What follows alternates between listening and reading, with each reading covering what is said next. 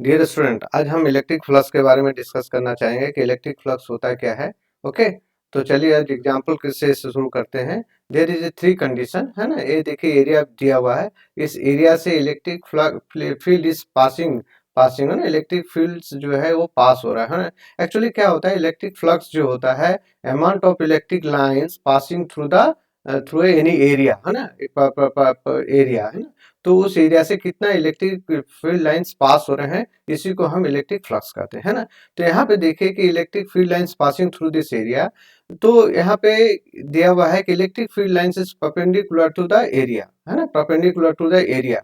सो जब perpendicular to the area होगा तो तब इलेक्ट्रिक फ्लक्स क्या होगा, सबसे ज्यादा इलेक्ट्रिक लाइंस पास होंगे, सबसे ज्यादा इलेक्ट्रिक लाइंस पास होंगे जब वो परपेंडिकुलर होंगे, है ना। और ये जो है N is called unit normal vector of area, है ना। तो हम दो तरह से कह सकते हैं कि जब इलेक्ट्रिक फील्ड और the projected the area is sorry the area is perpendicular to the each other, then maximum electric line is passing through this area, है ना। और electric field and the unit normal vector making an angle zero, तब आपका electric field जो है, electric field line maximum pass हो गए इस एरिया से, होगा। तो यहीं पे इसको हम एक्सप्लेन कर रहे हैं कि जब इलेक्ट्रिक फील्ड लाइंस जो है वो 0 डिग्री टिल्ट कर रहा है फिर इलेक्ट्रिक फील्ड लाइन से, तो ये जो surface the surface is normal to the E, this surface is normal to the E है, ठीक है। जब ये कंडीशन होगा और मैक्सिमम फील्ड लाइंस पास करेंगे, इन कंडीशन में the electric flux will be equal to E into A हो जाएगा, है ना। तो ये सबसे ज्यादा स्ट्रॉन्गर इलेक्ट्रिक फील्ड होता है।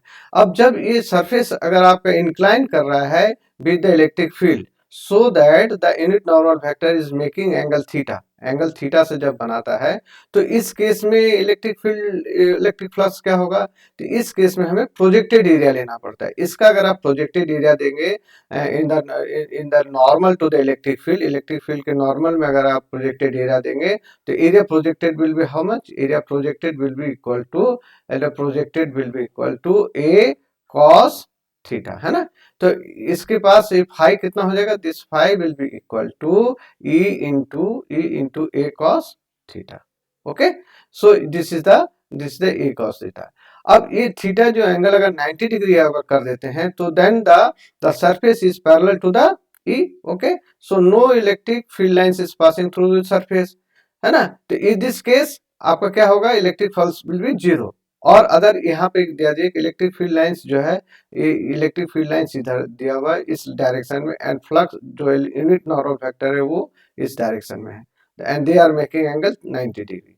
तो इस केस में क्या होगा, the electric flux will be equal to zero, है ना। चलिए इसको एक एग्जांपल से हम समझते हैं। यहाँ पे देखिए इलेक्ट्रिक फील्ड लाइंस जो है, इलेक्ट्रिक फील्ड लाइंस पासिंग जो है, this is the electric field lines and this is the side. तो एक साइड है, ठीक है, this is the north window, है ना, this is the window. In this window में क्या है कि आपका electric field line is passing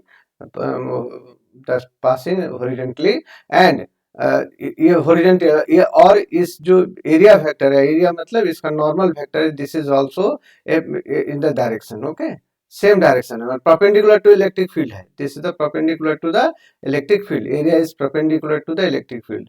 तो इस केस में क्या हो जाएगा, theta is equal to how much, 0 degree हो जाएगा, ठीक है।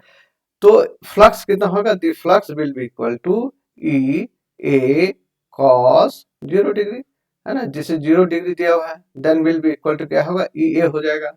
देन ई ए कितना दिया, ई दिया हुआ आपका 5 इंटू 10⁻³ न्यूटन कूलम दिया हुआ है, और आपका ए कितना दिया हुआ 20 सेंटीमीटर अगर करेंगे तो 0.4 मीटर स्क्वायर हो जाएगा।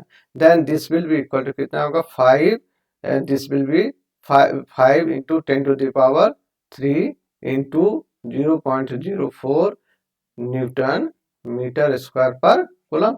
अगर इसको आप कैलकुलेट करेंगे, this will be 200 coulomb 200 metre square per coulomb. Okay, next question पे देखिए। यहाँ पे देखिए कुछ थोड़ा सा डिफरेंट है। यहाँ पर क्या है कि the surface is making angle, this surface है ना, ये दिस इज द सरफेस, ये इलेक्ट्रिक फील्ड लाइंस जो है दिस इज द हॉरिजॉन्टल, और ये आपका सरफेस एरिया है ना। तो इलेक्ट्रिक फील्ड लाइंस का डायरेक्शन क्या है, दिस इज द है ना, and the unit normal vector direction is this one. दोनों का एंगल कितना है, 60 डिग्री बना रहा है ना, दोनों 60 डिग्री का एंगल बना रहा है। ओके, तो कह रहा है फ्लक्स कितना होगा, तो flux will be equal to in this case will be E A cos theta. Theta कितना दिया हुआ आपका, 60 डिग्री दिया हुआ है। तो नेचुरली इसको कैलकुलेट करें, क्या करेंगे, कैसे कैलकुलेट करेंगे, this will B 800 Newton coulomb दिया हुआ है ना। ए दिया हुआ कितना, 0.5 मीटर स्क्वायर, और इसका एंगल कितना दिया हुआ है, कॉस थीटा 60 डिग्री है तो कितना 0.5 होगा। Then the this will be equal to कितना होगा, 200 newton metre square per coulomb होगा। ओके, नेक्स्ट क्वेश्चन, इसमें कहा है कि एक स्फीयर है ना, एक स्फीयर है और स्फीयर के बीच में एक पॉइंट चार्ज है, तो this the electric lines is passing through this area है ना। तो ध्यान दीजिए कि यहाँ पर कि इलेक्ट्रिक फील्ड लाइंस जो है हर पॉइंट पे डिफरेंट होता है, इलेक्ट्रिक फील्ड लाइन जो फ्लक्स होगा वो डिफरेंट होगा। दिस इज, अगर ये यहाँ पर this is the electric field lines passing through this area, अगर इसको थोड़ा सा और क्लोज ले लेते हैं तो electric field lines is passing through this area. Naturally यहाँ पे जो फ्लक्स होगा this will be more compare to this one, क्योंकि जैसे जैसे इलेक्ट्रिक फील्ड लाइंस बाहर निकलते जाते हैं उसकी डेंसिटी कम होती जाती है ना। तो इसका मतलब है कि अगर एरिया, इस एरिया से इलेक्ट्रिक लाइंस कम गुजरेंगे और इससे इलेक्ट्रिक लाइन ज्यादा गुजरेंगे, दैट मीन्स फ्लक्स ज्यादा होगा है ना। बट यहाँ पर क्वेश्चन डिफरेंट है, ये कह रहे हैं कि electric flux through this sphere कितना होगा। तो इसको निकालने के लिए हम क्या करते हैं, this is phi equal to Q upon epsilon naught है ना। तो यहाँ पर क्यू कितना दिया हुआ है, this will be equal to 2 into 10⁻⁻6 coulomb दिया हुआ है, और इसका वैल्यू क्या, epsilon naught 8.85 into 10⁻12 12 coulomb square newton metre square. अगर आप इसको कैलकुलेट करेंगे then this will be equal to 2.26 है ना, 2 से into 10⁻5 newton metre square per coulomb आएगा। ओके, नेक्स्ट एक कह रहा है कि स्फेरिकल सरफेस है, this is the spherical, this is the cylinder, और ये सिलेंडर से आपका इलेक्ट्रिक फील्ड पास हो रहा है ना।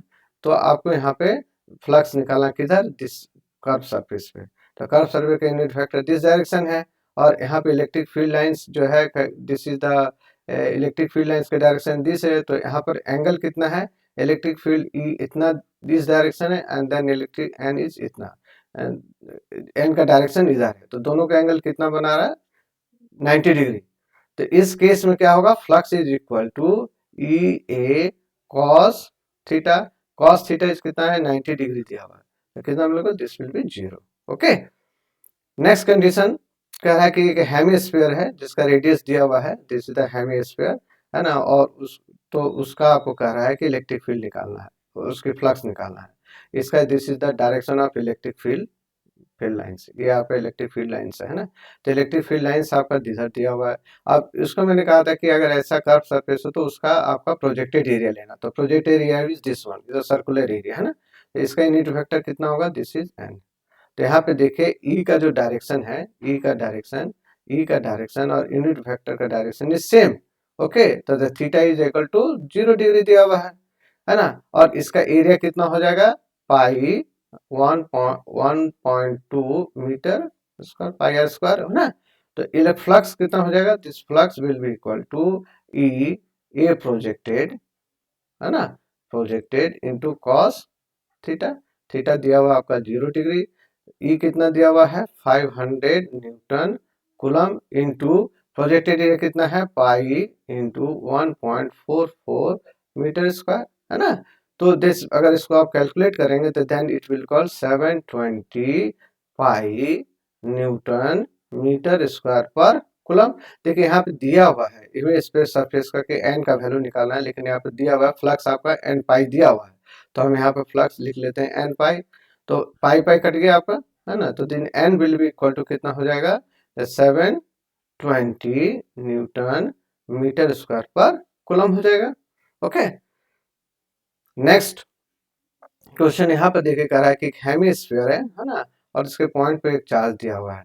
तो नेचुरली इसका अगर आप फ्लक्स निकालेंगे then this will be equal to half Q upon epsilon naught, क्योंकि स्फीयर का क्या होता है क्यू अपॉन एप्सिलॉन नॉट होता है। तो ये हाफ होगा तो कितना होगा, दिस विल बी 2, है ना, दिस विल बी हाफ होगा तो कितना 1/2 क्यू अपॉन एप्सिलॉन नॉट, तो 1/2 इंटू क्यू कितना है 6 इंटू 10⁻⁻6 कूलम है। एंड एप्सिलॉन नॉट का वैल्यू कितना है 8.85 into 10⁻12 coulomb square per newton metre square. तो अगर इसको आप कैलकुलेट करेंगे तो this will be around 3.399 into 10⁵ newton newton metre square per coulomb होगा। Okay, so this is the this is the today lecture. Next lecture we will discuss in a different topic. Okay, thank you very much.